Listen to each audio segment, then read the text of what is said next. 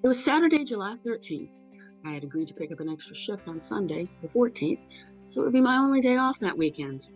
And I was torn between resting up and taking it easy, since it was my only day off, and getting as much done around the house as possible, since it was my only day off. But one thing I knew for sure was that no matter how much or how little I got done otherwise, I would make a decision regarding the topic of my next video. I have multiple video projects in the works, and I wasn't sure which one to finish up and post.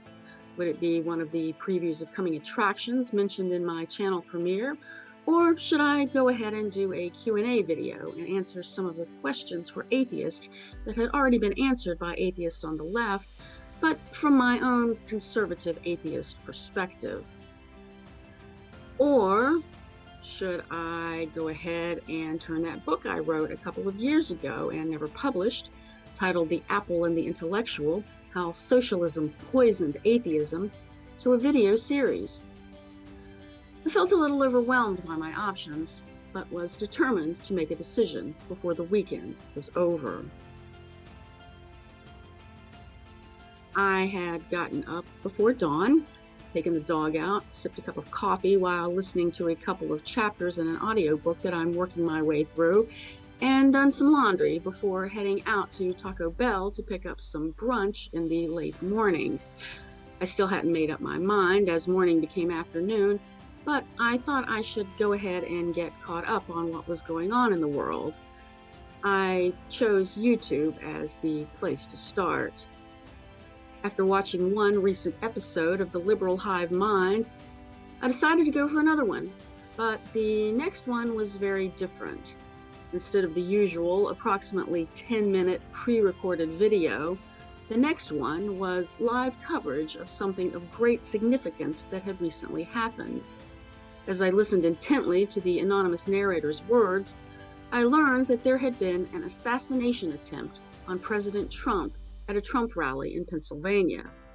Now, those of you who have watched any of my previous videos all the way to the end already know that I am an avid Trump supporter, so it should come as no surprise that I broke down in tears and began to panic, because at that point I had no idea how serious Trump's injuries were. I needed more information from more sources. I switched over to Fox News for a few minutes, then I went to Newsmax for a while. Then I left YouTube and went to Rumble, where I tuned into Dan Bongino's coverage of the event until Dan became speechless, before ending up watching Charlie Kirk's assessment of the incident for a long time.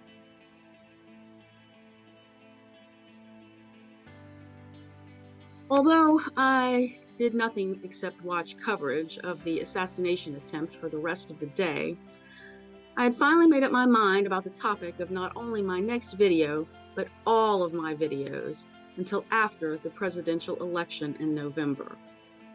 Donald Trump.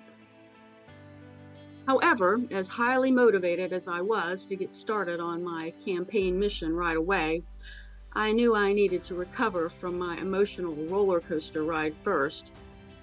And it was an emotional roller coaster ride. First, there was the panic and impending heartbreak of losing Trump forever to the assassin's bullet. Had Trump lost his life, it would have not only been a tragic loss for his family or even the United States, but the entire world. Also, if he had been more seriously injured, although better than if he had been killed, he may have not been able to continue as the Republican nominee for president. And that would have been nationally and globally catastrophic as well. Fortunately, such concerns were short-lived, as I discovered that only the cartilage of Trump's right ear had been damaged, and he was going to be just fine. I was not only greatly relieved, but filled with so much respect and admiration for our once and future president, as he addressed the crowd with a fist pump and a defiant declaration: "Fight, fight, fight," as he was shielded and escorted to safety by the Secret Service.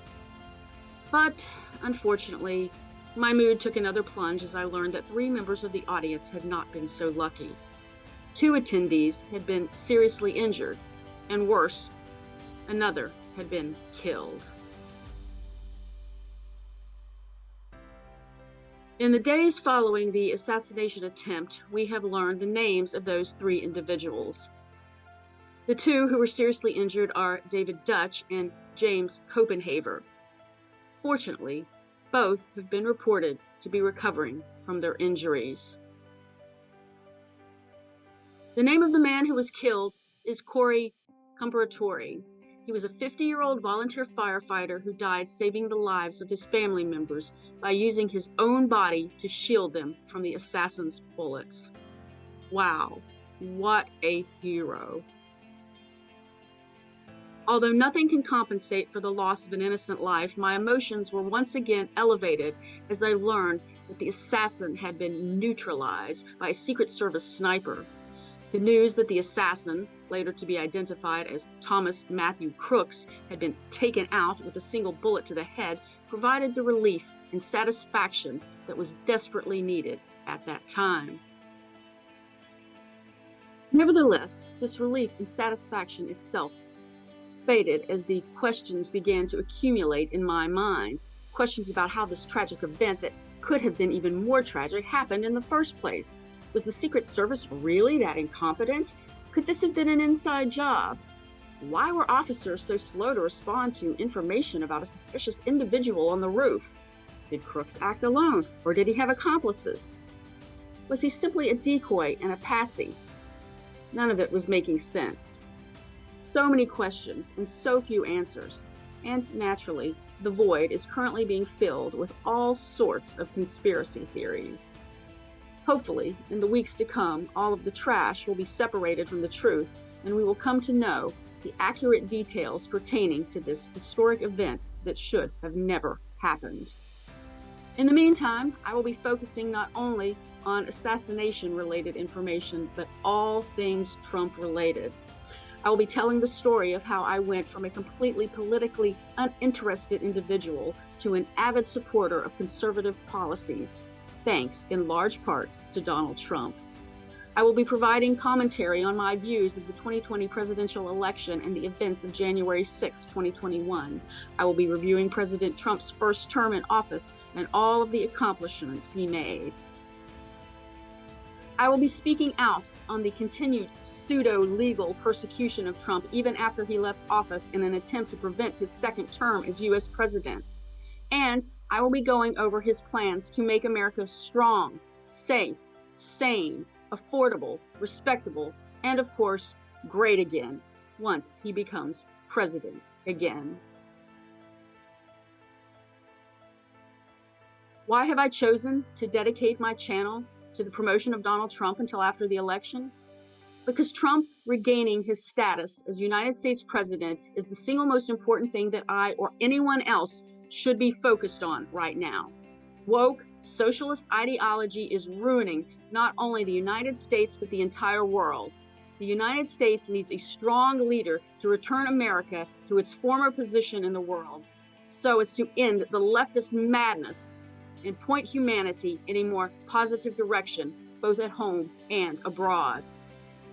I know that political pundits claim this is the most important election of our lifetime every time there is an election. But this time, it is actually true. The little boy may have falsely cried wolf countless times before, but this time, there really is a wolf. The big, bad wolf. And everyone needs to be aware and respond accordingly. Additionally, if in the off chance that Trump doesn't win the election, my conscience will be clear. I will know in my heart that I did all that I could to prevent the disaster.